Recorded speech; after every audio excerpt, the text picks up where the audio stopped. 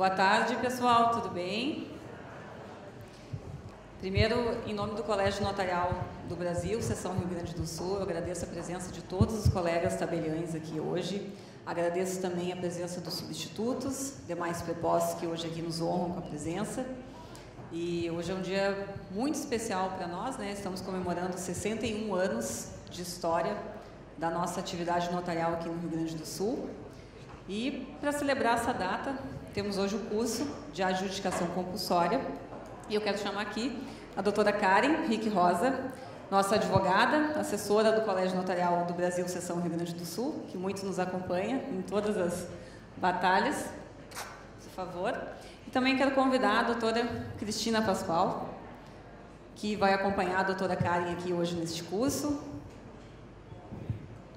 Também gostaríamos de convidar o doutor Ricardo Vogt, que está aqui representando a OAB. Por favor.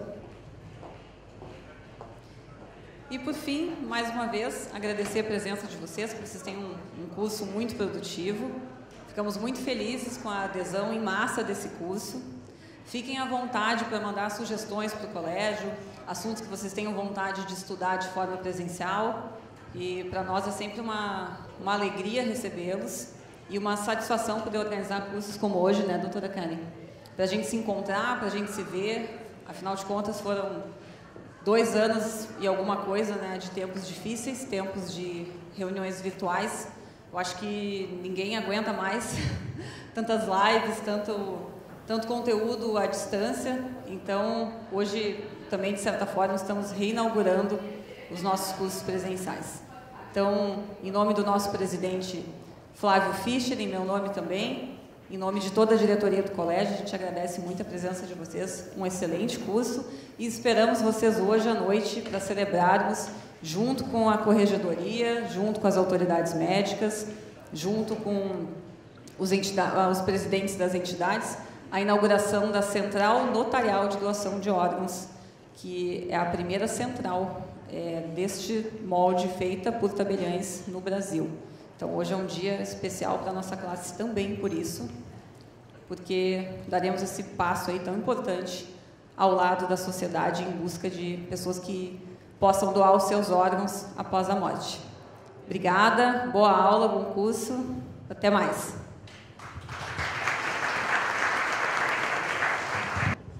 Muito boa tarde a todos, sejam muito bem-vindos, sejam bem-vindas.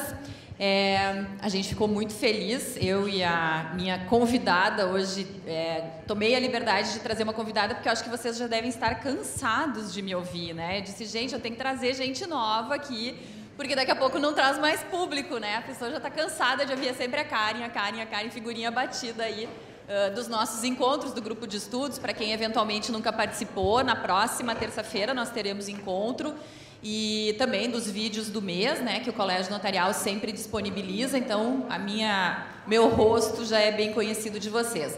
Então, a nossa convidada, a professora Cristina Pascoal, é minha colega, professora, né, de Direito Civil, e esse assunto ele tem tudo a ver com Direito Civil, né, e a gente hoje resolveu fazer aqui uma apresentação para vocês que a gente pensou de uma forma bastante dinâmica, tá? Para não ficar aquela coisa formal de uma fala meia hora, a outra fala meia hora. Então, a gente vai estabelecendo aqui uma conversa e a gente reservou um espaço para vocês poderem fazer perguntas, as considerações que vocês quiserem. Então, acho que a gente, claro, nada impede que vocês nos interrompam durante. A gente só tem o desejo de conseguir terminar a apresentação, né? Então, no final, todos fiquem muito à vontade para fazer as perguntas. Tem microfone sobrando também, fiquem muito à vontade. E quero dizer que é uma honra muito grande para nós poder falar desses assuntos e ter uma competência nova para o extrajudicial, né? Eu vou até me sentar aqui, se qualquer coisa eu desço, tá? Mas assim, a adjudicação compulsória extrajudicial, ela vale a pena contextualizar um pouquinho, né? Como que ela chega no ambiente do extrajudicial, porque ela está na Lei 14.382, mas ela não estava no projeto, na redação da medida provisória 1085. Vocês sabem que a 1085, a lei de conversão da medida provisória 1085, é a Lei 14.382. E no texto original da 1085 não tinha adjudicação compulsória extrajudicial. A adjudicação compulsória extrajudicial vem numa sugestão de emenda que foi apresentada na Câmara, junto com mais de 300 outras emendas que foram apresentadas. Não foi acolhida na Câmara, porque nenhuma das emendas foi acolhida. E aí, novamente, quando vai para o Senado, para a votação do Senado e abre prazo para apresentação das emendas, também é apresentada uma emenda lá e essa, então, é recebida, é acolhida. O que acontece? Vem a redação da publicação da Lei 14.382 e na parte da adjudicação compulsória nós temos 2 vetos presidenciais. Vocês lembram disso? Nós temos o veto da ata notarial e nós temos o veto, que é o parágrafo que dispensa, o parágrafo 2º, que dispensa a apresentação das certidões negativas. A lei foi publicada em julho, né, do ano passado. E até dezembro, no dia 15 de dezembro, nós tivemos a derrubada de alguns vetos e no dia 22 de dezembro, quer dizer, já na véspera do Natal quase, nós tivemos a derrubada de outros vetos. Foram 7 vetos que foram derrubados.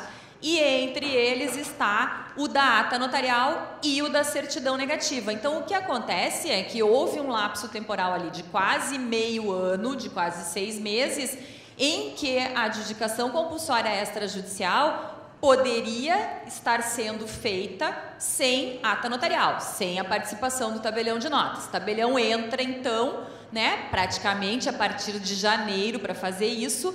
E aí a gente tem um procedimento novo que envolve, então, o tabelião de notas e o registrador de imóveis. Ainda nós não temos uma regulamentação maior, né, além do 216B.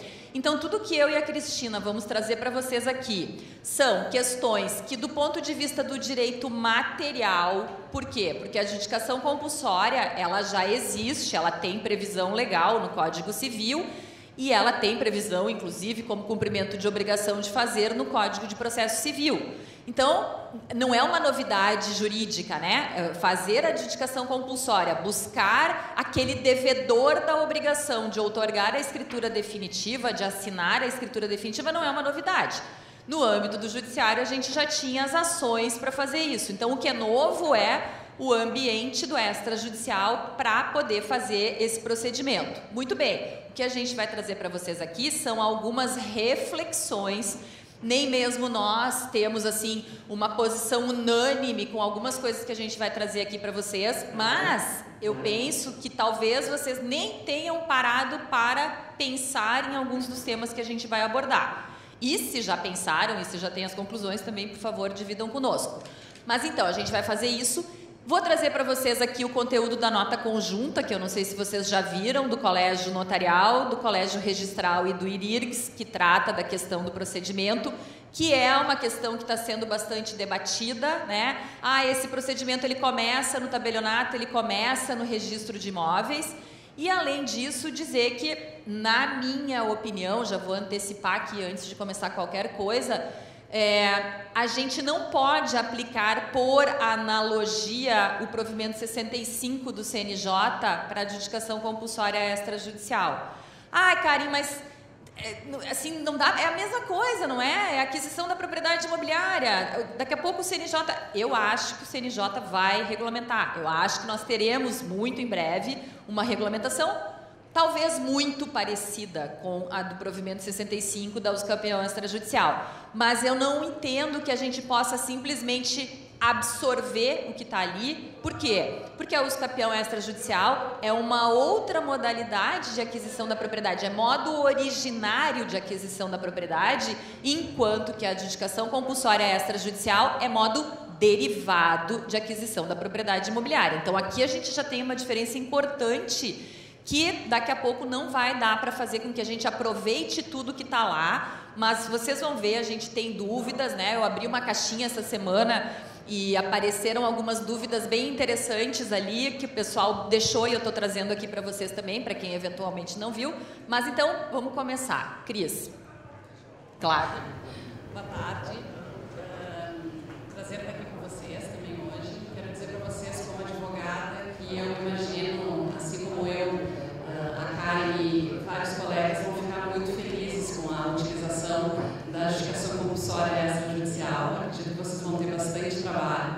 Só para vocês terem uma ideia, eu fiz uma pesquisa no final de 2020, existiam cerca de 75 milhões de processos de adjudicação compulsória em andamento no judiciário, aguardando julgamento, ou seja, processo em andamento. Então imaginem o número que vai surgir, principalmente pelo fato de que não só a adjudicação no procedimento que nós temos no judiciário normal, mas também a previsão da adjudicação inversa, que é uma novidade bastante interessante, que eu acredito que também vai ser bastante utilizado. Então, acho que é um tema que vai realmente gerar muito interesse, né? E por isso que é realmente importante a gente conhecer, debater como todo esse procedimento vai ser desenvolvido. Muito bem, Ricardo, não sei se tu quer fazer alguma observação da tua experiência aí com as adjudicações compulsórias, o que tu achaste aí dessa nova competência? Bom, eu falo mais em nome dos colegas, né, que muitas vezes a gente passa vergonha, né, porque os colegas não sabem sequer, muitas vezes, a diferença da uso capião para a adjudicação compulsória, né? Então a gente encontra muitos problemas, judicialmente falando, né? E que bom que nós temos agora esta possibilidade de fazermos extrajudicial. Até porque eu sempre falo que no extrajudicial, quando a gente vai no tabelionato, a gente tem uma prestação de serviço muito mais pessoal, né, do que no judicial, né? O que acontece no judicial é que a gente vê, né, e a gente participando bastante da comissão de direito imobiliário, a gente vê que o colega ingressa com um modo errado, às vezes para não pagar, né, não pagar os emolumentos, e chega no fim do processo e tem esse problema. E eu penso, né, uma coisa preliminar, já que com essa autorização que a gente tem agora, é justamente isso aí, né, da gente chegar no tabelionato e já ser orientado para começar a coisa certa e fazer num tempo muito menor, né, porque a gente tem um processo judicial, como bem falado, não vai durar menos que 2, 3 anos para a gente ter um pronunciamento judicial. E aí, muitos colegas, né, que não militam no direito imobiliário têm esse problema. Ingressam com o meio errado, depois de 3 anos, a sociedade resta prejudicada, volta do início. Então, o primeiro ponto positivo que eu vejo é justamente isso aí, da gente já conseguir suprimir um grande problema da celeridade e do modo correto para ingressar com o procedimento correto. Tá ótimo. Doutor Ricardo, para quem não conhecia, participou do nosso Pinga Fogo ano passado, né, Ricardo? E agora já é amigo da casa, né? Já é super bem-vindo e faz essa interlocução aí com a Comissão de Direito Imobiliário da OAB, que eu acho que é super importante também. Essa aproximação notários, registradores e advogados, né, é sempre muito frutífera. Bom, vamos começar pelo que diz a Lei de Registros Públicos, então, né, que tem agora esse artigo novo. Reparem que não é à toa, que ele é o 216B, continuação, depois do 216A, que trata da uso capião extrajudicial. E eu destaquei para vocês alguns trechos ali, né, porque, claro, continua sendo uma facultatividade. A pessoa escolhe se ela quer ir para o judiciário ou se ela quer fazer no formato extrajudicial. Então, sem prejuízo da via jurisdicional, a adjudicação compulsória de imóvel, objeto de promessa de compra e venda ou de cessão, poderá ser efetuada extrajudicialmente no serviço do registro de imóveis da situação do imóvel, nos termos desse artigo. Então, aqui a gente já tem a definição de competência do registrador imobiliário, que vai fazer esse procedimento extrajudicial. Nós já temos os instrumentos hábeis, né? Quais são os instrumentos que poderão levar a uma adjudicação compulsória? As promessas de venda e as cessões, tá? E a questão da facultatividade. Aí nós passamos para o parágrafo 1º. São legitimados a requerer a adjudicação o promitente comprador ou qualquer dos seus cessionários ou promitentes cessionários ou seus sucessores, bem como o promitente vendedor, representados por advogado, claro, a presença do advogado imprescindível, e o pedido deverá ser instruído com os seguintes documentos. Bom, e aí que a gente começa a trazer para vocês algumas reflexões. Acho que a gente vai até descer. Deixa só eu passar a...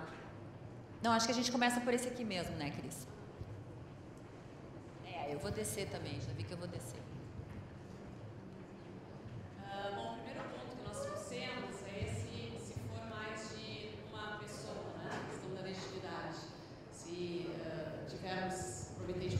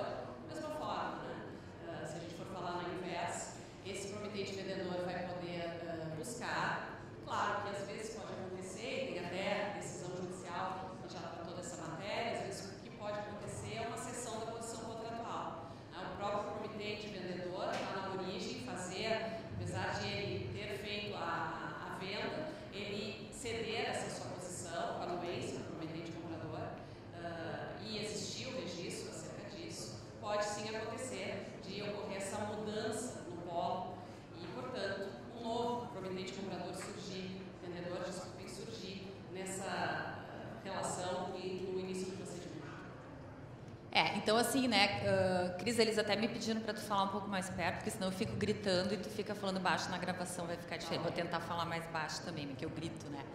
Mas assim, né, o que a gente estava em mente aqui? Vai chegar lá um contrato, uma promessa de compra e venda e tem 2 promitentes vendedores, né? O que acontece? Ou melhor, 2 promitentes vendedores e 2 promitentes compradores, né? E aí vamos pensar na adjudicação compulsória tradicional, né? Porque a gente até acabou nem falando, né? Tem um pressuposto aqui de que todos entendem bem o que é adjudicação compulsória, mas o que acontece? Quando eu tenho 2 pessoas que estão lá firmando um contrato de promessa de compra e venda, né? Ou 4 aqui, 2 promitentes vendedores e 2 promitentes compradores. Uma vez quitado o preço pelo promitente comprador, uma das obrigações que o promitente vendedor assume é justamente de outorgar a escritura definitiva, porque a escritura, claro, né, se a gente estiver tratando aqui de uma alienação de bem de valor superior a 30 vezes o salário mínimo vigente, é o título hábil para ingresso no registro de imóveis para fazer a transmissão da propriedade, certo? Então aqui a gente está dentro da esfera do direito obrigacional. Quando eu tenho um contrato, até mesmo quando eu tenho a escritura pública, eu tenho um compromisso entre aquelas pessoas que geram um direito de natureza pessoal. O direito real, ele só vai ser alcançado com o registro lá na matrícula, com a transferência do nome de quem era, então, o promitente vendedor, para o promitente comprador. Muito bem. E aí, por que a gente está falando da inversa, né? Porque também é direito do promitente vendedor tirar aquele imóvel do nome dele. Porque enquanto o imóvel está no nome dele, porque às vezes as pessoas pensam assim, mas quem é o comprador que não vai querer fazer a escritura definitiva e levar para registro? O comprador que não quer pagar ITBI, o comprador que não quer pagar emolumentos, né? E às vezes não é nem o querer, não é querer deliberado por maldade, porque não tenho dinheiro, eu não tenho dinheiro para pagar o ITBI agora. Eu não tenho dinheiro para fazer o registro agora. Ou, por exemplo, ontem atendi uma cliente e ela fez um divórcio no exterior, louquíssimo, estava casada lá com um psicopata, e agora ela precisa homologar este divórcio aqui no Brasil. E aí o que acontece? A homologação de divórcio é no STJ, é um procedimento demorado e que tem que citar o psicopata. Porque se eu já tivesse a anuência dele, tem um documentinho pronto lá no site do Ministério das Relações Exteriores que eles podem preencher. Ela falou, mas nem morto ele vai assinar isso aí. Nós vamos ter que citar. E ele também não vai receber a carta rogatória. Nós vamos ter que fazer edital. Ou seja, já disse, vai uns 5 anos, né? E ela comprou. E ela disse, eu posso botar o sítio no meu nome? Eu falei, melhor não. Faz uma escritura de procuração em causa própria, paga o ITBI, porque daí se a criatura morre, tu tem como fazer isso depois, mas tu só vai registrar isso aí depois que tu se livrou do psicopata aqui no Brasil também, porque aqui ela está casada com o psicopata ainda, lá no Registro Civil das Pessoas Naturais.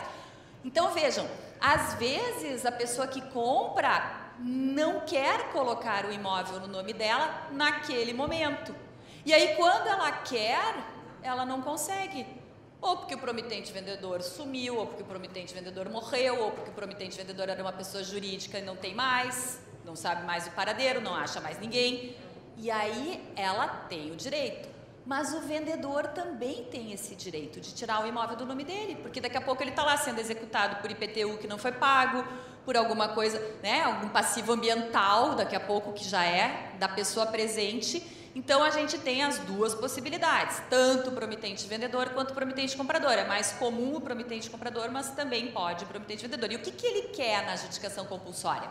Ele quer a manifestação da vontade daquele que deveria estar ali para outorgar a escritura e não está, não compareceu.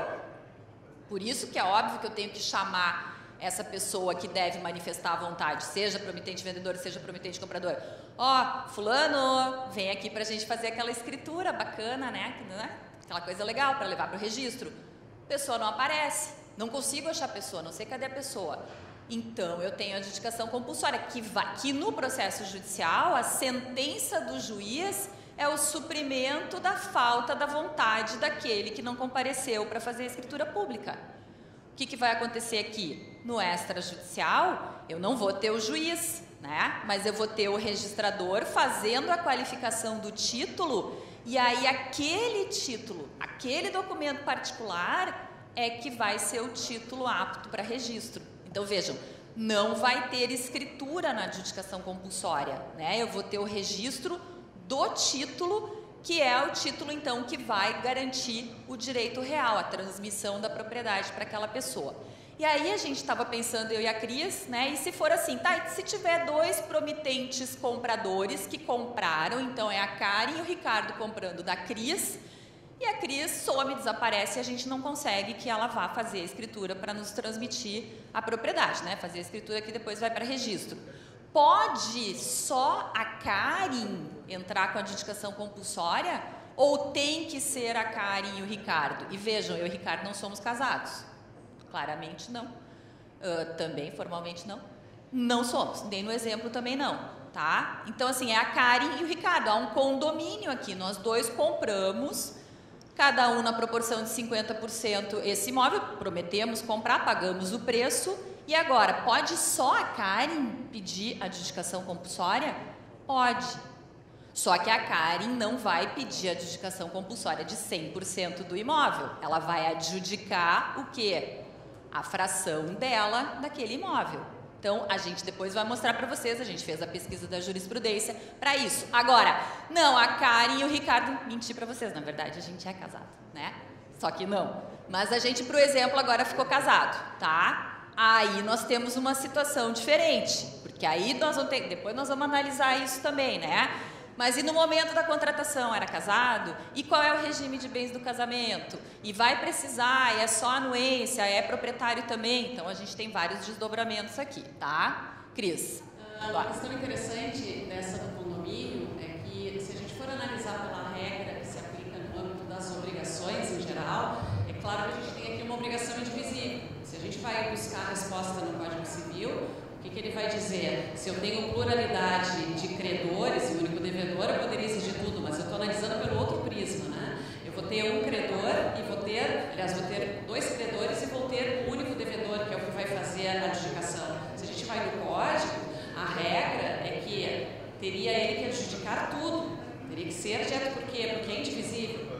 Não só a coisa, mas a própria obrigação. Só que aqui nós temos uma situação que envolve um registro que vai apresentar as frações que pertencem a cada um. Então, na realidade, cada um vai ter a sua fração. E por isso é que não teria sentido permitir que fosse de tudo e não cada um na sua respectiva fração. Então, já há quem tenha se manifestado, eu já vi na doutrina, comentário de que deveria se aplicar o próprio artigo 260 do Código Civil em virtude da indivisibilidade. Só que pela peculiaridade que a gente tem no âmbito do registro, me parece que vai ter que ser cada um individualmente ou em conjunto. E daí, seguindo na mesma linha dessa pluralidade, vamos imaginar que eu e o Ricardo compramos, mas só ele pagou e eu não paguei. Ele pode entrar sozinho? Pode, né? Se a gente já diz que mesmo os dois pagando, poderia só ele pedir, querendo, se quisesse, havendo o pagamento por apenas um dos credores, aquele credor está legitimado a ingressar com o pedido. Aí depois a gente entra na história do casado, do solteiro, né? Dos regimes de bens. Aqui é mais para chamar atenção para vocês do regime de bem, né? Então, eu tenho lá um promitente comprador que está casado na hora que o instrumento foi assinado, só que hoje ele está divorciado. E aí, claro, né, a gente deixou isso aqui da forma mais ampla possível, porque a gente quer que vocês parem para analisar, que vocês vão ter que saber. Porque o que acontece muitas vezes, né? Está divorciado, então vocês têm que perguntar, fez partilha de bens?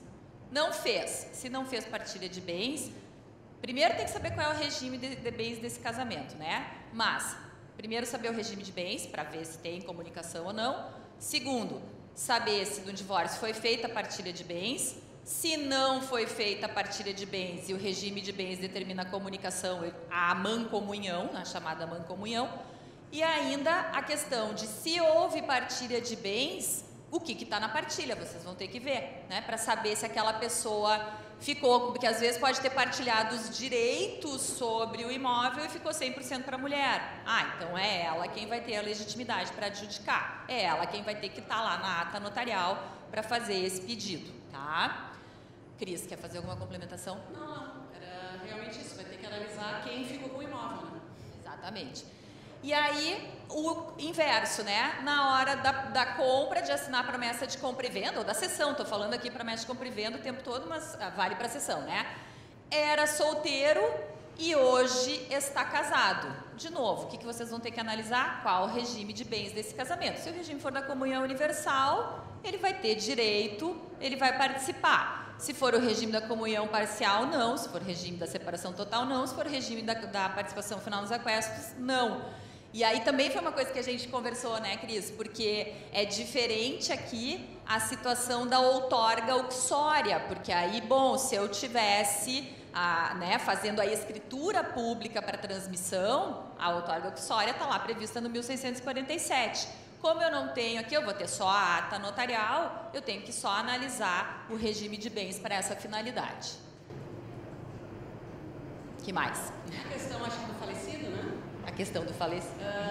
Se ocorrer a morte, né, a gente vai ter que analisar o que já foi feito, como é que está a situação, né? Se já foi aberto o inventário, se não foi ainda aberto o inventário, se já terminou o inventário, já foi feita a partilha. Então, claro, se nós ainda estamos sem a divisão patrimonial, quem vai representar possivelmente vai ser o inventariante, vai fazer essa representação, mas também já pode ter acontecido, não é algo que seja impossível nem comum, de já ter ocorrido a divisão dos direitos.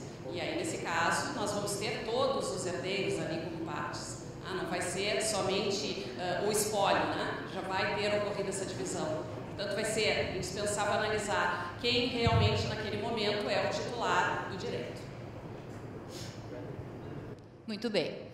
E aí a gente passa para a parte documental, né? O inciso primeiro, ele vai dizer, né, quais são os documentos que vão instruir o pedido. O instrumento de promessa de compra e venda ou cessão ou sucessão, quando for o caso.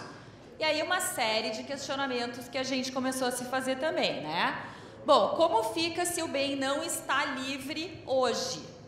A pessoa chega lá para fazer a ata notarial e aí, né, a prudência notarial de vocês vai pedir uma certidão atualizada daquele imóvel, né? Não seria nem razoável fazer uma ata notarial que, vejam, tenho para mim que tem que ter o mesmo valor da escritura pública de compra e venda que seria feita. Tenho convicção disso, porque senão isso aqui vai virar um instrumento de fraude para ninguém mais querer fazer escritura pública. Então, isso a gente tem que trabalhar muito fortemente para que o valor seja o valor da escritura pública, tá?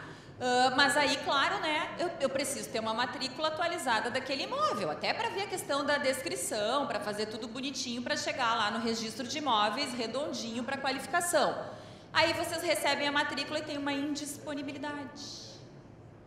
Ou tem lá uma cláusula de inalienabilidade, porque as pessoas fazem contratos de promessa e não leem a matrícula, né? Não sabem nem se estão comprando da pessoa que é realmente a pessoa que diz que é dona da coisa, né?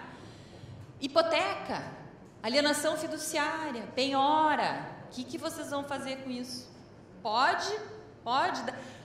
Karen, mas é só uma ata notarial. Eu vou fazer a ata notarial e depois o registrador que vai... Acho que não, né? Acho que não. Acho que vocês, nesse momento, se tiver uma inalienabilidade, se tiver uma indisponibilidade, já freou, já não vai ter ata, né? E aí, o que acontece? Que a gente conversava, né, Cris? A importância do registro dessa promessa e dessa cessão, né? Claro, ela não é necessária, depois vocês vão ver, a gente vai trazer para vocês aqui a súmula. Hoje tem uma súmula da STJ que diz que não é obrigatório o registro da promessa e nem da cessão lá na matrícula. Só que nós temos o princípio da concentração, que se eu tenho essa promessa registrada, então assim, meu cliente assinou a promessa, eu digo, vai correndo lá e registra. Corre e registra, porque aí tu deu publicidade. E aí eu até posso discutir, né, alguma coisa que entra depois, porque aí todo mundo tinha acesso àquela informação. O terceiro, esse é o princípio da concentração, essa é a finalidade do princípio da concentração, tá? Se não tem nada registrado, vocês não vão poder, essa adjudicação não vai ter vez diante da indisponibilidade, o bem está indisponível, não tem como transmitir, né? E essa é uma diferença da usucapião extrajudicial para adjudicação. Porque na uso capião, é modo originário de aquisição da propriedade, tu vai patrolando tudo, não interessa o que tiver naquela matrícula, né? Aqui não. A promessa precisa estar registrada, fala, Cris. Não há necessidade de existir esse registro. O Código Civil, ele faz menção de que o registro é necessário, isso já gerou discussão, já faz bastante tempo, até que a matéria acabou sendo simulada no STJ, súmula 239, que estabelece que não há necessidade desse registro. Então, não há que se preocupar que tem esse registro para ser admitida a adjudicação. Ela é importante para todos esses aspectos que a Karen mencionou, de segurança das partes com relação às situações supervenientes que podem acontecer, mas não podemos dizer que para a adjudicação o registro seja realmente imprescindível. E a ideia do registro, acho que é importante a gente comentar, né? Que a ideia do registro era que naquelas promessas de compra e venda com cláusula de não arrependimento, sem o direito de arrependimento, quando o comprador tem a quitação do preço, se ele fizesse o registro da promessa com a quitação do preço, ele teria esse direito de adjudicar praticamente sem a necessidade de entrar com a ação de adjudicação. O registrador já deveria fazer essa transmissão, isso antigamente, né? Então, por isso que essa súmula vem para dizer, olha, para a ação de adjudicação compulsória, eu não preciso do registro prévio da promessa ou da cessão de direitos, tá? Outra dúvida, né? O proprietário, ele precisa ser o titular do domínio lá no momento em que é feita a promessa de compra e venda? Eu posso vender uma coisa que ainda não está no meu nome? E aí, Cris? O que a gente chama de venda non domino, né? Que, em princípio, é algo que não pode. Não posso vender o que não é de minha propriedade. Mas nada impede que isso seja convalidado, ou seja, não é meu, mas torna-se meu. Tanto que o próprio Código Civil permite a venda de coisa futura. Então, não há essa impossibilidade desde que realmente exista essa aquisição posterior. Muito bem. E aí a dúvida, né? Quem que eu notifico para outorgar a escritura pública? Porque a notificação, vejam, depois a gente vai ver o que diz ali o inciso 2º, que fala da necessidade de notificação, da prova, né, da comprovação da notificação deste devedor da escritura. Então, eu primeiro preciso chamar esse devedor para vir outorgar a escritura pública, definitiva. Se ele não vem, é que aí abre para adjudicação compulsória. Mas aí a pergunta é, agora vamos trabalhar com essa hipótese mais desdobrada, né? A Karen prometeu vender para o Ricardo, que cedeu para a Cris, que cedeu para o Marcelo, que cedeu para o Ney, que cedeu para a Marilisa. E aí a Marilisa é a última da ponta, né? Contra quem a Marilisa tem adjudicação compulsória? Ela vai adjudicar de quem? Do Ney, que foi quem cedeu para ela os direitos? Do Marcelo? Da Cris? Do Ricardo? Ou ela tem que chamar todos nós para essa adjudicação compulsória? Não. A adjudicação compulsória, ela é direcionada contra o titular do domínio, quem está lá na matrícula. Regra geral, a Cris já vai falar da exceção, mas a regra geral é o titular lá na matrícula. Por isso que vocês vão também precisar pedir essa matrícula na hora de fazer a ata, porque tem que ter a comprovação da notificação, vocês têm que ver que quem foi notificado é quem está lá na matrícula como titular do domínio. Falecido? Queres alguma complementação? Ainda quem é o devedor, lembra que a gente falou que é o titular do domínio, mas se tiver a cessão do contrato... Sim. É porque pode existir a cessão da posição contratual, né? Isso é algo que é perfeitamente possível de acontecer. Claro que a cessão da posição contratual também, a lei traz requisitos para tanto, não basta a notificação, tem que existir a anuência, porque não é uma mera cessão de crédito, né? A gente leva em consideração que tem crédito e débito conjuntamente, então tem que existir essa autorização. Mas se existir, vai esse sujeito que tornou-se, que ocupou essa nova posição, ser o próprio devedor. E a gente até achou uma jurisprudência, né, Cris, que era uma situação dessas, em que a pessoa que era o titular do domínio, ele assume no contrato a obrigação de dar a anuência depois na escritura definitiva, que vai ser feita por outro, que não é mais ele, mas que ainda figura lá na matrícula como titular, tá? Depois, né, o proprietário falecido, quem deverá ser notificado, e aqui vai mais ou menos na linha do que a Cris já falou antes, né, se tiver inventário vai ser a inventariante, a pessoa que representa ali com poderes de inventariante, e aí uma dúvida, né, que a gente falava assim, poxa, mas aí a pessoa vai ter que procurar agora, tanto no judicial, quanto lá na SESD, lá na plataforma do e-notariado, né, para saber se tem o inventário, e aí, bom, quando achar na SESD é porque o inventário já terminou, já foi feito, porque vocês lançam a escritura lá na plataforma da Sensec depois que ela já foi lavrada, né? E aí a gente já não tem mais a figura do inventariante, muito embora pela resolução 35 vocês nomeiem uma pessoa com poderes de inventariante, e aí eu não sei como é que está na minuta de vocês do tabelionato, mas tem alguns tabelionatos que já deixam lá na minuta dito que mesmo se tiver alguma coisa lá na frente depois de terminado o inventário, aquela pessoa vai continuar com os poderes de representação, porque em tese a inventariança acaba quando a partilha, né? Quando depois que eu dividi todo o patrimônio, eu não tenho mais necessidade de ter um inventariante. Só que não, raras vezes ressurgem esses assuntos, essas pendências, e daí já fica uma pessoa nomeada. Então, claro, a gente diz que é poderes de inventariante, mas seria para representar ali a própria sucessão, né? Depois a gente tem a questão do promitente vendedor na pessoa jurídica, e pode acontecer a extinção da pessoa jurídica. Se realmente for uma extinção regular, isso vai ser identificado quem vai ter o poder, né? Quem vai poder agir em nome dessa pessoa jurídica extinta. Mas claro que também às vezes não é nada incomum acontecer uma extinção que não é regular, uma extinção irregular. E aí nesses casos, se não existe, portanto, essa identificação de quem vai representar, nós vamos ter a figura dos sócios como sendo os sujeitos que vão ocupar essa posição, né? Porque não houve essa regularidade na extinção. Isso é bem comum em termos de adjudicação compulsória, né, gente? Aquelas construtoras, incorporadoras, loteadoras lá da década de 80 se preparem para fazer muito disso, né? Que fez todo o loteamento, tudo regular, o loteamento é regular, tá tudo certinho. A pessoa tem lá, eu tenho um cliente assim, ele tem lá 60 notas promissórias, tudo quitadinho, tudo bonitinho, ele tem uma declaração da construtora autorizando a lavratura da escritura que nunca foi feita, que nunca foi assinada.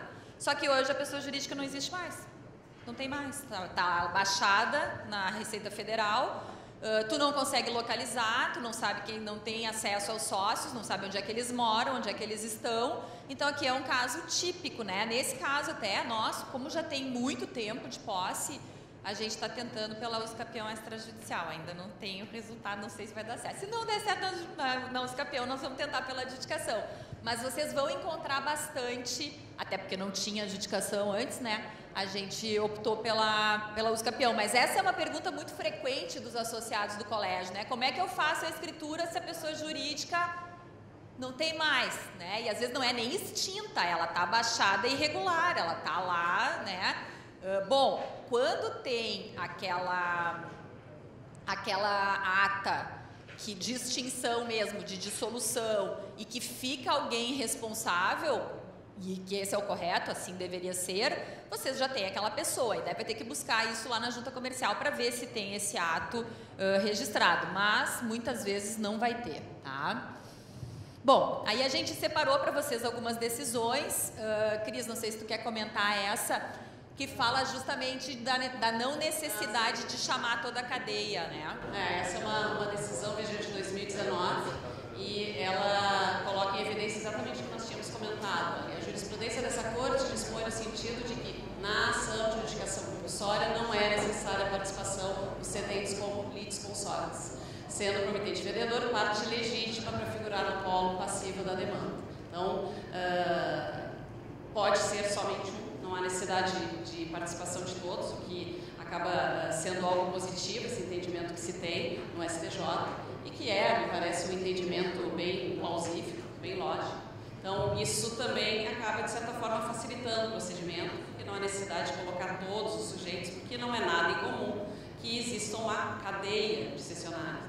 Só não pode trazer o cessionário daí, né? O cedente tem que trazer o promitente vendedor, vai ser. Porque o promitente vendedor é quem está lá na matrícula, né? Em resumo, é isso que a gente queria trazer.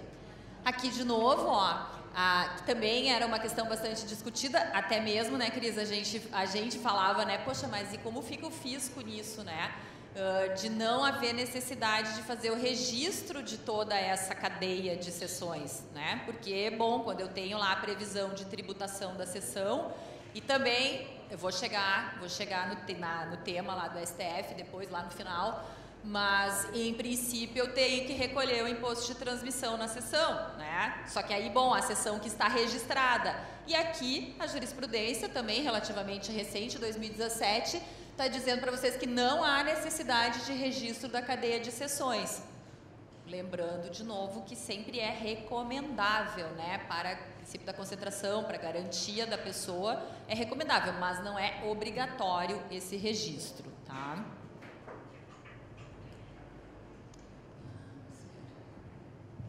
Essa da incorporação. Sim. Aí é bem aquela questão também que a Karen tinha comentado. Não houve essa incorporação regularizada e, portanto, não foi considerado que ela realmente tinha a titularidade da propriedade, né? Ela não, na realidade, nem poderia ter feito aquela promessa da forma que fez. Então, eles consideraram que, na realidade, o que poderia e sim ser objeto de discussão é uma ação de resolução do contrato e não a possibilidade de uma adjudicação compulsória, né? Exatamente pela ausência de regularidade na incorporação. Pela situação irregular, tá? Não pela falta de não ser proprietário do bem, né? Que era o que a gente tinha comentado antes com vocês. Bom, aí os documentos que vão instruir o pedido ainda no registro de imóveis, aí vocês estão falando, poxa, mas é lá no registro de imóveis, né? Veio uma pergunta essa semana que disse isso. Mas na ata notarial eu preciso mencionar esses outros documentos ou eu preciso mencionar apenas o que está no inciso 3º, tá? E aí depois eu respondo para vocês. Mas aí o que acontece, né? A prova do inadimplemento, caracterizado pela não celebração do título da transmissão da propriedade plena no prazo de 15 dias, contado da entrega da notificação extrajudicial pelo registrador de imóveis, ficando facultado ao registrador de imóveis delegar essa notificação para o RTD, tá? Então, observem, gente, está muito claro escrito aqui na lei que quem notifica é o registrador de imóveis, tá? Aí, esses dias eu estava escutando um podcast do Ibradinha até, e estava falando do Dr. Vitor Kumpfel, né, que é uma autoridade, escreve vários livros aí de notarial e registral, e ele dizia assim, mas é um absurdo ter que primeiro notificar no registro de imóveis, porque veja bem, porque aí o tabelião precisa colocar na ata a prova do inadimplemento, vocês vão ver da notificação no inciso 3º, mas então essa notificação tem que ser feita pelo tabelião, é o tabelião quem tem que notificar. Assim, ó, gente, está escrito aqui que é o registrador de imóveis ou o RTD, tá? O que poderia, e o que eu já vi algumas pessoas sugerindo, só que eu, sinceramente, acho que assim, é um trabalho que não sei como que os registradores de imóveis vão enxergar, tá?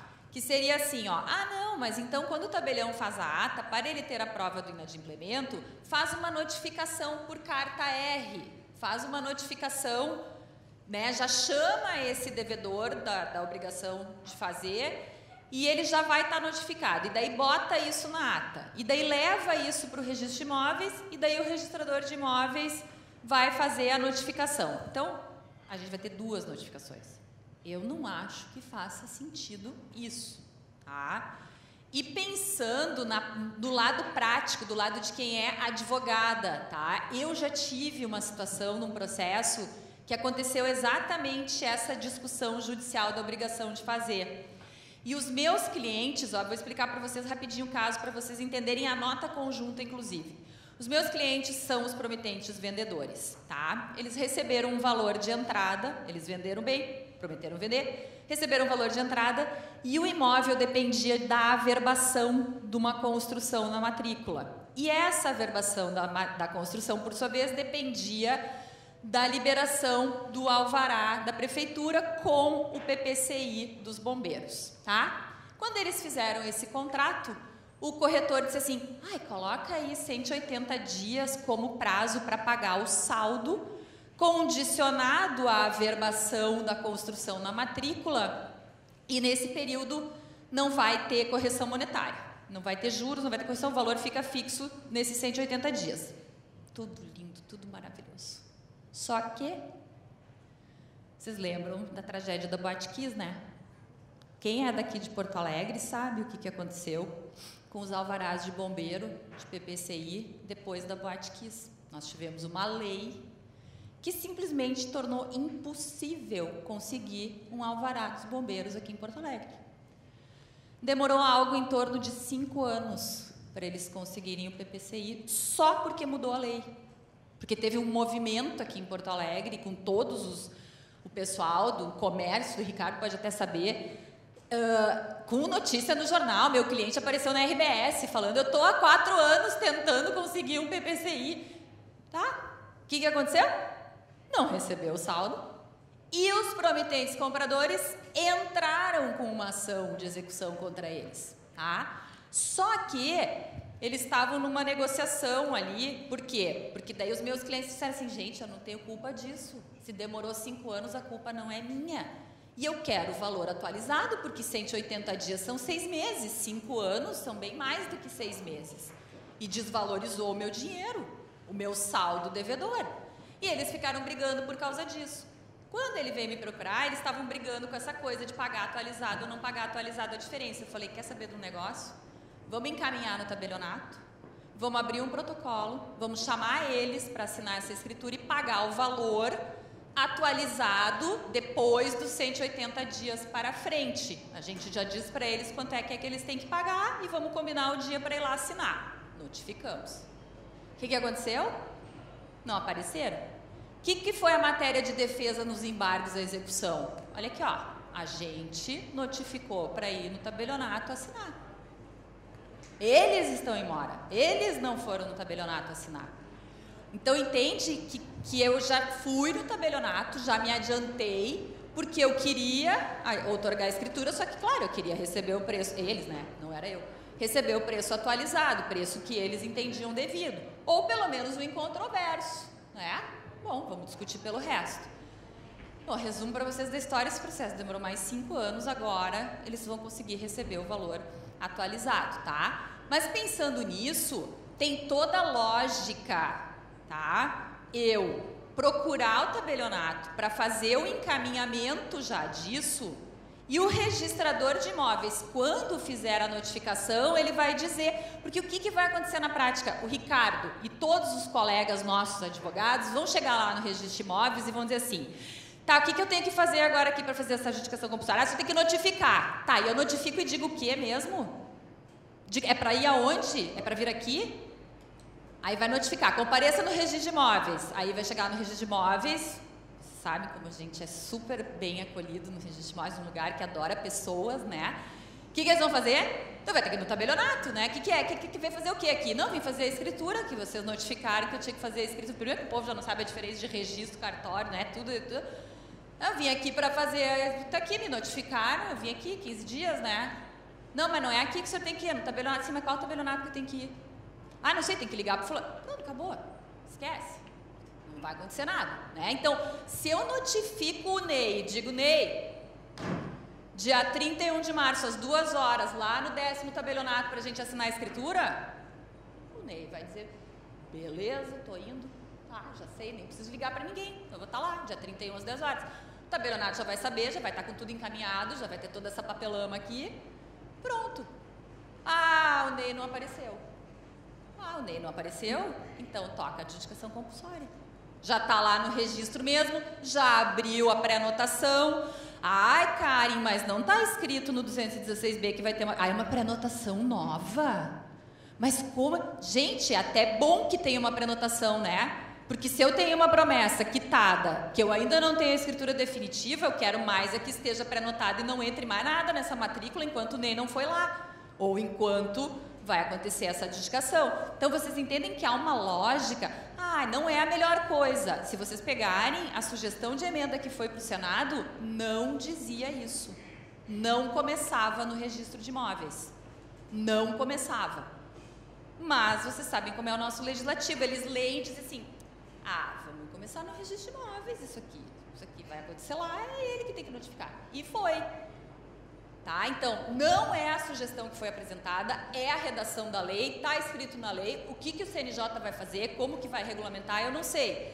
Mas aí aqui no estado do Rio Grande do Sul, a gente se juntou, Colégio Notarial, Colégio Registral e IRGS, e disse assim, gente, vamos tentar padronizar isso, ajudar as pessoas, os advogados, nós, os tabeliões, os registradores, a resolver esse negócio. Nessa nota conjunta, além de explicar isso que eu acabei de explicar para vocês, já tem a minuta da notificação. Show de bola.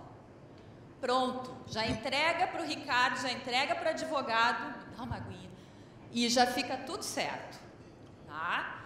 Então, essa nota conjunta procurem, se vocês não receberam, devem ter recebido por e-mail, já tem até a minuta da notificação. Então, o que a gente sugere? Que o advogado vá no tabelionato primeiro, que ele já faça esse encaminhamento e que, se possível, vocês abram um tipo de protocolo. Ai, Karen, mas tabelionato não tem protocolo. Ai, gente, cria um procedimento interno para acolher essa documentação, porque das duas uma, ou vocês vão fazer uma escritura pública, tomara que sim, que os emolumentos saber melhor, ou vocês vão fazer uma ata notarial. Entendeu?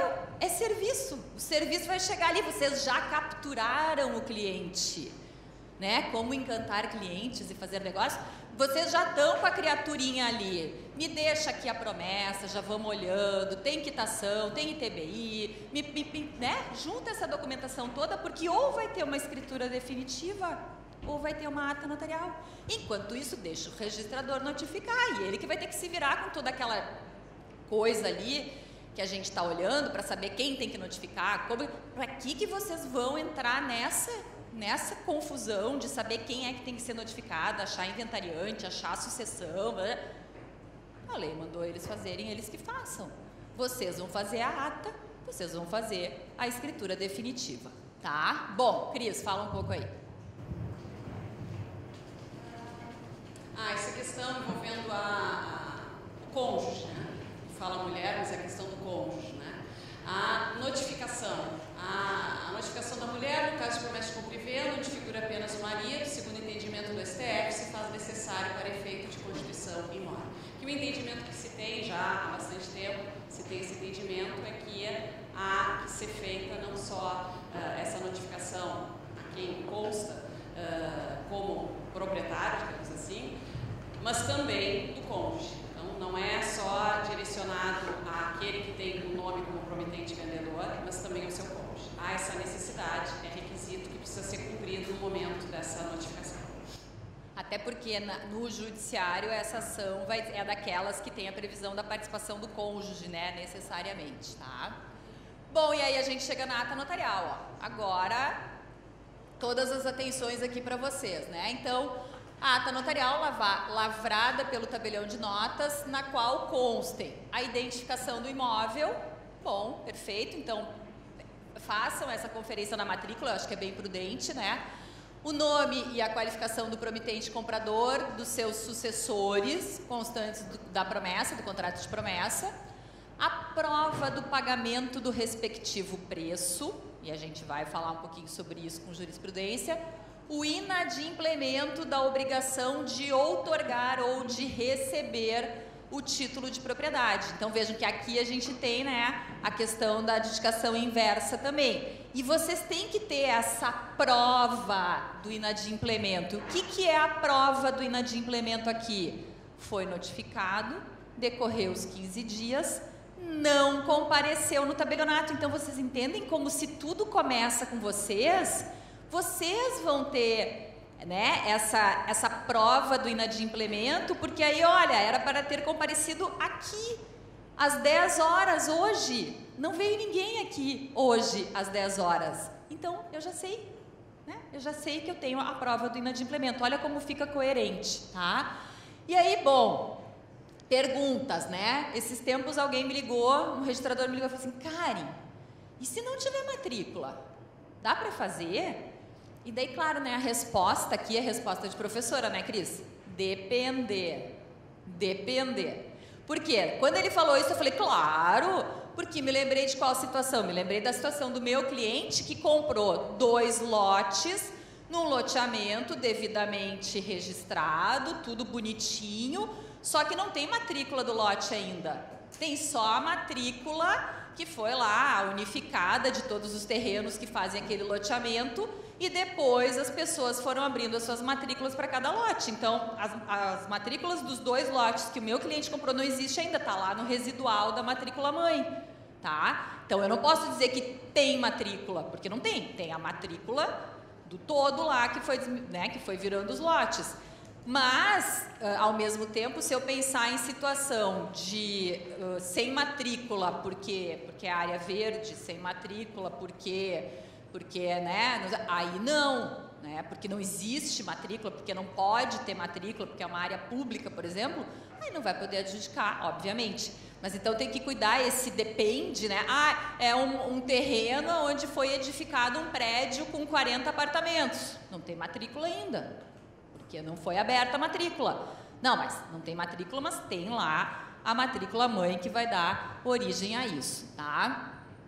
A prova da quitação, das quitações anteriores, né? Isso é outra coisa que eu e a Cris também a gente ficou conversando bastante. Precisa provar aquele último cessionário, vai ter que provar que todos os anteriores quitaram? Como que fica isso? Aqui o que a gente vai analisar é quem está requerendo, né? Quem está ingressando se demonstra que realmente está quitado, porque o que importa é comprovar a quitação para o promitente vendedor, né?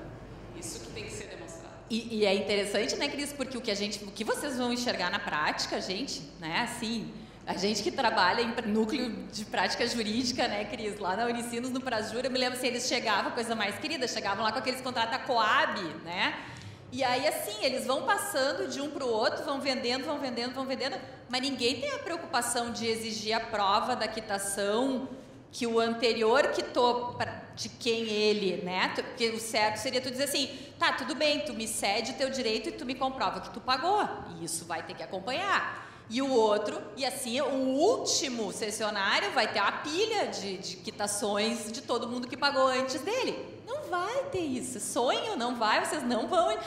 Talvez, o dia que chegar no tabelionato, fotografem tudo, tapem o nome das pessoas e mandem uma foto para mim, porque eu vou querer guardar. Duvido que vai acontecer isso. O sujeito vai ter o seu recibinho de pagamento, que, né, que às vezes é aquele recibinho assim, mais, que nem quase prova de quitação né, Cris? Só porque o código aceita, mas não vai estar bonitaço assim, né? Vai ser aquelas TEDzinhas, tudo meio apagado já, tá aqui, tá pago.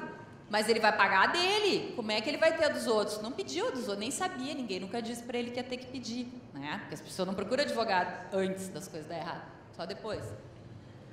E a questão depois ali da prescrição, então para mim esse é um problema enorme, que a gente já vê no judiciário e que eu acho que para vocês vai ser bem complicado. Porque realmente quando está prescrito, não tenho mais como cobrar, o que atinge é a pretensão, é a possibilidade de eu buscar no patrimônio do meu devedor. Só que a questão toda é que não atinge a dívida. Prescrição não é efetivamente prova de quitação. A gente estuda lá na faculdade, né? Eu tenho o débito e tenho a responsabilidade. O débito é a minha dívida, a responsabilidade é a responsabilidade patrimonial que eu tenho, né? Meu patrimônio garante a satisfação do credor. E aí chega lá o sujeito e diz, não está quitado, mas está prescrito, está aqui, vencia em tal data, os prazos de 5 anos, já passaram 5 anos, não tenho mais que pagar. Depois a gente vai ver uma decisão, o próprio STJ, é uma única decisão que a gente identificou sobre esse tema, e é algo bem complicado, porque ele diz, a gente não está tratando aqui, quando busca, né, quando vai querer buscar o cumprimento do contrato, ou a adjudicação, a transferência da propriedade, a gente vai estar tratando de um direito potestativo. Né? Eu posso fazer independentemente da vontade do outro, se eu preencher todos os requisitos necessários.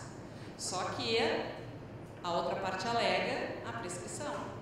O STJ entende que, mesmo que ela alegue essa prescrição, não vai adiantar, porque poderia a outra parte ainda assim pedir a resolução do contrato. Então é algo, quem fica nessa posição prescreveu, é tão complicada essa posição que é quase como dizer a prescrição não vale nada aqui. Porque como o meu débito mantém, eu vou ter que pagar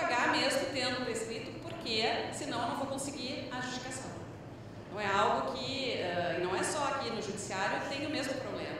Então é algo realmente muito complicado, porque fica sem saída. Imagina, aí vai resolver e vai ser algo nunca pago. Vai restar para o sujeito pedir de volta. E até mesmo essa questão de pedir de volta é complicado, porque aí o prazo de prescrição é de 3 anos. Então, se o sujeito não pagou nos 5, os 3 já passaram um tempão. Então, é algo que fica praticamente no mundo jurídico sem solução. Vai para uso campeão extrajudicial, aí espera mais um pouco, implementa o prazo para uso campeão, se não tiver implementado ainda o prazo para uso campeão, e vai para uso campeão, né? Porque a questão é essa, né? Prescrição não é sinônimo de quitação, né? Eu já li, inclusive agora nesses textos mais recentes, alguém assim flexibilizando, né? Ah, mas se está prescrito, então por que não reconhecer o direito? Porque igual, não, né, aquele credor não tem mais como buscar o valor e tal. Mas, claro, a gente está falando aqui para vocês do ponto de vista legal, do ponto de vista jurídico, do ponto de vista acadêmico, né? Do que está na doutrina, do que está aqui na jurisprudência do STJ, né? O que pode acontecer mais para frente a gente também não sabe. A competência para ata notarial, né? Essa é boa, né? Porque a gente lá, por isso que eu falei para vocês no início, né? Ah, mas por que a Karen não quer o provimento 65? Eu não quero aquela territorialidade da ata lá do provimento 65. Eu não quero.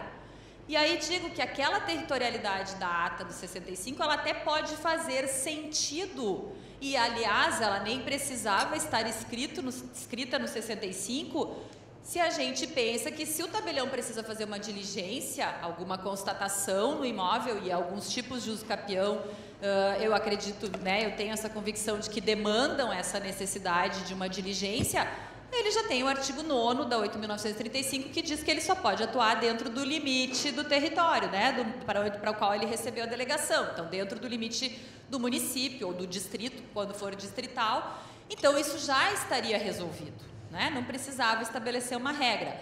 Agora, aqui não tem nada escrito. A gente já leu até aqui, não tem, e para frente eu garanto para vocês que também não tem. Quando não tem nada escrito, o que eu vou aplicar? Artigo 8º da Lei 8.935, liberdade de escolha do tabelião. Não tem por que eu ficar vinculando, não tem por que eu tirar essa liberdade de escolha. Isso é a coisa mais maravilhosa que existe na atividade notarial. Eu, Karen, escolho o tabelião que eu quero. Isso é libertador, não é, Ricardo? Não é libertador? Não é maravilhoso? Tu não odeia a gente estar submetido a um judiciário por sorteio, gente? Não tem coisa mais bizarra do que tu tá submetido a um juiz por sorteio, né? Aqui não, eu escolho onde eu quero ir, né? Olha que ganho, e aí é maravilhoso, maravilhoso. Karen, só Fala. deixa eu fazer uma adendo nesse teu ponto aí, falando como advogado, né? E a gente pega, por exemplo, na Justiça Federal, que a gente tem os problemas da Caixa, é direcionado para uma vara só, não é nem sorteio, né? Sorteio entre os 2 juízes da vara, né? E a gente tem um grande problema. Porque a gente já entra, a gente já sabe a interpretação deles, já sabe o tempo que vai demorar, né? Porque a gente sabe que vai ser uma sentença daquele jeito, que vai ter que ser reformada, e aí a gente já sabe também, já conhece as turmas ali, e já sabe mais ou menos o resultado que a gente vai ter, mas no caso a gente está amarrado, né, neste ponto. E vejam, eu sempre gosto de dizer isso, né? O direito, ele se presta à interpretação. Ele não é matemática, ele não é 2 mais 2 são 4, né? Então, é absolutamente normal, possível e não tem nada de errado que um tabelião tenha um entendimento sobre uma determinada coisa e outro tabelião tenha outro entendimento sobre a mesma coisa. Os 2 têm argumentos jurídicos convincentes, vai ter jurisprudência, porque tem jurisprudência para tudo nessa vida, então vai ter jurisprudência. Hoje, estava vindo para cá, recebi uma mensagem no WhatsApp, doutora, tem uma pessoa que é uma advogada aqui querendo fazer um pacto antinupcial com renúncia e herança do cônjuge, não dá, né?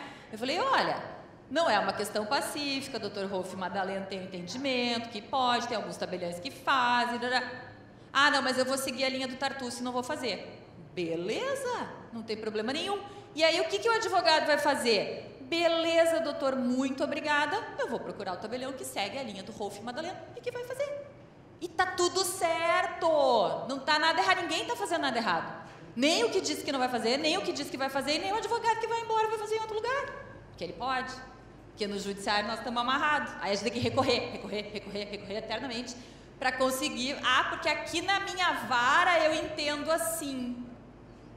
Ah, tá. Então tá. Então a gente vai ter que recorrer, porque aí não tem como se pega, recolhe o processo. Eu quero ir para outra vara, me deixe para outra vara que lá. Não dá, né? Tem que colocar os demais documentos na ata. Veja bem. O que tem que estar na ata notarial é o que está aqui no inciso 3º. Eu até numerei para vocês. São 4 coisas que vocês obrigatoriamente têm que colocar na ata notarial. O resto, gente, é plus. O resto... Ah, mas a doutora Karen trouxe aqui um monte de... Trouxe as certidões, tem pago ITBI, gente. Tem gente que já pagou ITBI. E tem mais um monte de documento. Bota tudo na ata. Mas claro que pode botar, né? Não tem proibição nenhuma de colocar outros documentos, fazer referência de que tem as certidões de distribuição, que vocês vão ver que são necessárias lá para o registro de imóveis. Tudo que vocês botarem na ata que facilitar a vida do registrador para fazer a qualificação do título, lembrem-se, registradores de imóveis qualificam títulos, né? Eles não gostam de ficar lendo documento para ficar formando título. Quem forma título é tabelião de notas. E esse é o maior problema da usucapião extrajudicial, por isso que a usucapião não vinga. Eu tenho certeza absoluta que é isso. Não tem título. O erro primal da usucapião extrajudicial é não ter um título. O que vai para a matrícula? Registro o que na matrícula? Cadê? Qual é o título? Não existe. Não tem título. Tinha que ser uma escritura. Né? Tinha que ser uma escritura. Não tem escritura, eles não têm o que registrar. O que eles vão registrar aqui? A promessa, a cessão. Aqui a lei já disse para eles qual é o título que eles têm na mão. Então eles vão olhar o título e eles vão olhar a ata notarial. Quanto mais completa a ata notarial estiver, melhor. Senão eles vão ter que ficar olhando os outros documentos todos também, tá? Bom, aqui a gente trouxe para vocês... essa jurisprudência eu achei bem interessante, porque é a questão da prova do pagamento, né? Que é uma dúvida. E aí, bom, gente, essa questão da prova do pagamento, ela volta lá para o artigo 902. Vocês lembram do evento que a gente fez aqui ano passado, falando da resolução nova do Conselho Nacional de Justiça, que autoriza, que tem advogado chamando de alvará administrativo. Vocês já viram que delícia essa nomeação? Alvará administrativo. O que é alvará administrativo? É a escritura de nomeação de inventariante com poderes para efetivar lá as obrigações pendentes do morto. O que é obrigação pendente do morto? Outorgar a escritura definitiva. Mas se não é isso? E aí nem precisa de adjudicação compulsória, entende? Que daqui a pouco vai se resolver muita coisa pelo 902, pela nomeação do inventariante, tá? Mas o que acontece? Lá a gente já teve essa discussão ano passado, lá no outro hotel. Ai, Karen, como é que é essa prova da quitação? O que vocês podem aceitar como prova da quitação? Olha essa decisão que interessante. Eles consideraram a prova da quitação os descontos que eram feitos na própria conta dele. O banco fazia um desconto direto, como se fosse um consignado ali, e aí diz, a comprovação do pagamento da prestação de promessa de compra e venda ficou evidenciada diante de todos os fatos incontroversos, como a morte do promitente comprador após o prazo de pagamento das prestações, a forma consistente no pagamento de desconto mensal em folha de pagamento, ausência de pendências atestada pelo branco, reconhecimento do INSS em não possuir arquivados quaisquer documentos relativos à avença, a contratação do INSS não acusou a existência de qualquer débito. Então, na verdade, eu só trouxe essa decisão aqui como exemplo para vocês, porque assim, há um espaço enorme aqui do que poderá ser apresentado para vocês como prova da quitação. É claro que a gente espera, né, Cris? A gente que trabalha com direito civil, a gente quer o termo de quitação, né? A gente gosta da quitação escrita bem, com todos aqueles requisitos que o Código Civil bota, mas a gente sabe que a vida real nem sempre é assim, né? Às vezes vocês vão ter as promissórias quitadas, às vezes vocês vão ter comprovantes de depósito, às vezes vocês vão ter uns recibinhos, assim, tipo, né? Sem nenhuma firma reconhecida, sem nada, mas é lá de 1989, tudo bonitinho, que a pessoa guarda dentro de um saquinho de plástico, junto com a promessa, tudo amareladinho já, assim, ó, mas tá tudo ali guardado, porque ela sabe que aquilo ali é a propriedade dela, a única propriedade dela, na maioria das vezes, né? Então, a gente tem que ter esse cuidado. Imposto de renda, maravilhoso, quando já está declarado no imposto de renda, ajuda bastante, né? E aí vem aquela pergunta desgraçada que veio no outro evento, para quem não estava, eu vou trazer ela aqui hoje, que é assim, ó. Ah, pode ser a declaração de 2 testemunhas? Tabelião pode? E olha, eu vou dizer para vocês assim, eu já vi registrador de imóveis dizendo assim, ó, quem tem que verificar a quitação é o tabelião. Então, se o tabelião diz que está quitado, para mim, registrador, eu não vou ficar pedindo prova da quitação. Isso aí é o tabelião que tem que fazer. Reparem que houve toda a transferência da responsabilidade para vocês, né? E aí eu digo assim, gente, tem que ser muito caso a caso, né? Tem que ser muito cuidadoso nesse momento, né? De pegar uma prova testemunhal como prova de quitação. Eu não sei o que tu acha sobre isso, Cris, a gente nem falou sobre isso, né? Mas o Código Civil prevê a prova testemunhal, né? Mas eu penso que tem que vir acompanhada aí de outros elementos, né? Essa coisa de igualdade de tratamento das provas, a gente sabe que é só na teoria, né?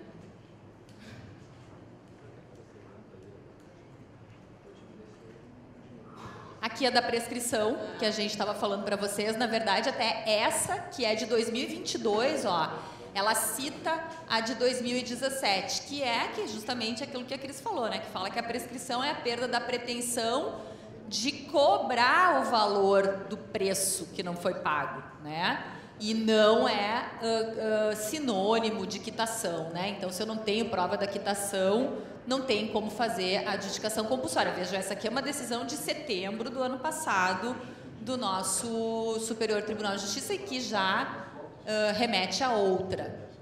E aqui também falando da prescrição, só que daí aqui é a prescrição aquisitiva, tá? Aí essa prescrição aqui é a prescrição da uso capião. Então aqui diz, né, o direito de obter a escritura definitiva do imóvel somente pode ser atingido pela prescrição aquisitiva, decorrente de eventual ação de uso capião intentada por terceiro, não se submetendo aos prazos do artigo 177. Então, quando se fala de prescrição, é para autorizar o uso capião, mas não para ser prova de quitação para efeito de adjudicação compulsória. Bom, as certidões aqui, né? Vejam que fala de certidões dos distribuidores forenses da comarca da situação do imóvel e do domicílio do requerente. Para quê? Para mostrar que não tem um litígio envolvendo aquele imóvel, né?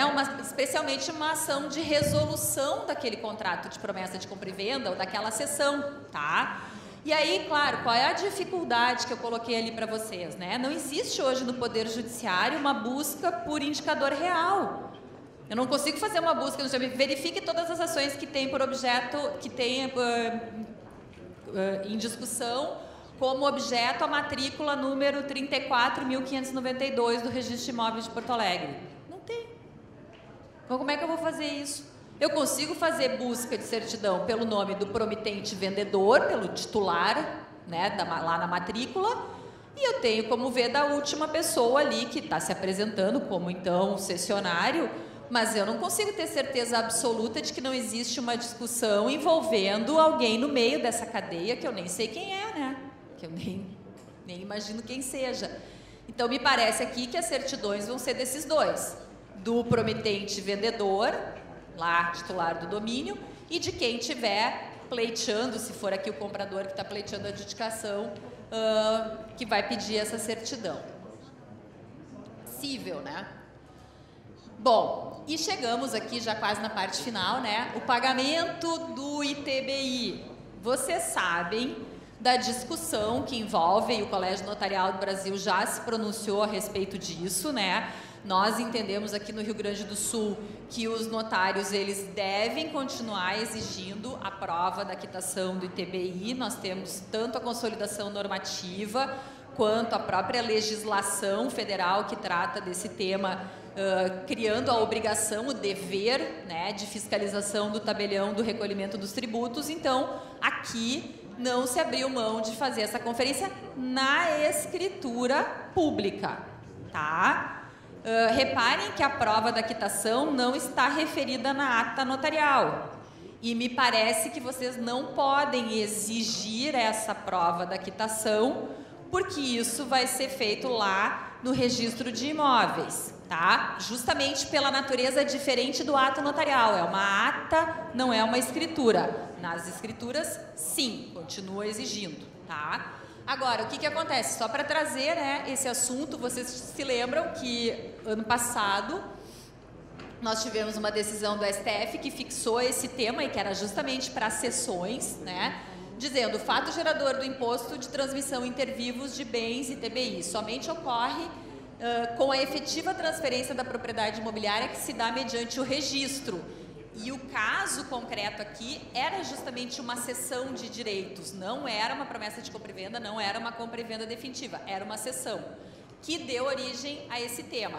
E aí, logo em seguida, teve uma repercussão enorme, e vejam que essa decisão, não está aparecendo ali, mas ela é de agosto, tá? O STF decide reanalisar. A DST se deu conta que deu problema. Peraí, para tudo que acho que nós vamos ter que rever. E eles ainda estão revendo, tá? Não terminaram de rever ainda. Então, eu não sei, eu tenho a impressão que eles vão recuar e que vai voltar tudo como era antes. Mas só para dizer para vocês, eu não acho que seja um documento obrigatório. Claro que se a gente desdobrar esse assunto, né, e voltar lá para a questão dos emolumentos, quando eu digo assim, eu acho que os emolumentos dessa ata tem que ser exatamente o valor dos emolumentos da escritura pública, até para não criar aqui um incentivo, né, a burla, a evitar a escritura e fazer ata notarial, porque aí poderiam os dois perfeitamente, né, lá fazer um conluio e abandonar a escritura. Aí a avaliação seria interessante, mas aí vocês podem pedir para fazer a avaliação e a prova do recolhimento ser feita efetivamente perante o registrador de imóveis, tá? Só para dizer aqui a minha opinião, não sei se a Cris e o Ricardo concordam com isso. E aqui, aqui era o segundo veto, na verdade. O primeiro veto era do inciso 3º da ata notarial, aqui o segundo veto, que na verdade ele fala da questão da CND, né? Mas então, o deferimento da adjudicação independe de prévio registro dos instrumentos de compra e venda, é o que diz já a súmula 239, e da comprovação da regularidade fiscal do promitente vendedor. Que aqui também eu digo para vocês que é uma coisa bem importante, né? Pensando naquelas situações de pessoas jurídicas que lá atrás, né, se comprometeram a outorgar uma escritura definitiva, não outorgaram, e agora hoje elas não têm uma certidão negativa para conseguir fazer a escritura pública, realmente não faz sentido. Então, essa liberação da dispensa da certidão negativa, neste caso aqui, vejam, é um caso muito específico, tá? Esses dias alguém já veio me perguntar, é verdade que agora não precisa mais certidão negativa? Precisa certidão negativa para adjudicação compulsória, né? Todas aquelas outras situações em que vocês devem exigir continuam existindo e todas as exceções àquelas situações também continuam existindo, tá? Então, já desde 1989 que a gente tem essa dispensa. E aqui, por último mesmo, só para dizer que é o título que vai ser objeto de registro, né? Então, o parágrafo 3º deixou bem claro, né? É o registro de imóveis que vai fazer a qualificação. Caso a qualificação seja positiva, então, ou instrumento de promessa de compra e venda, ou a cessão, né? E depois, ou o título de sucessão, porque isso pode ter sido transmitido num formal de partilha, tanto no divórcio quanto causa-mortes, vai ser o título hábil para o registro perante o registro de imóveis, perante a matrícula lá como título, certo? Gente, a gente terminou a nossa apresentação e agora a gente quer ouvir vocês. Muito obrigada.